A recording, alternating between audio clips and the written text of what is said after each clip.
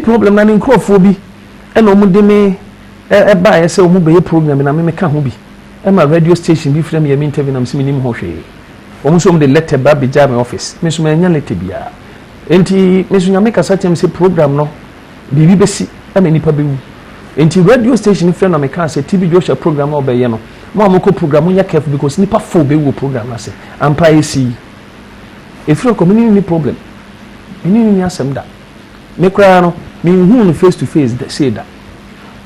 me hu ne da ba ujine di so anya me nipa and dear me to me nka because seven producer o ye na dwuma nti no twabre ni dura emi nyina ye behu de eye ebro ene de eye sebe ana sense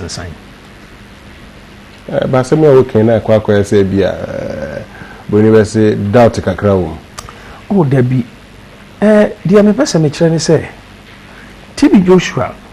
mentano sebe onu so we nyame abode na sebe mpredua so woni me kasa kura e wo fun so da woni me kasa wo fun so sebe odi ani di ma me pa bro no me kasa e fun so no me so di ani di ma no na nyame ni nipa nim ni I have nothing against him. And oye na juma ntino ye nyai na nyame na nkasa oboss ro nya asase no on take a decision because me nya judge. Okay. Me judge no. With your TV3 you celebrate 20 years.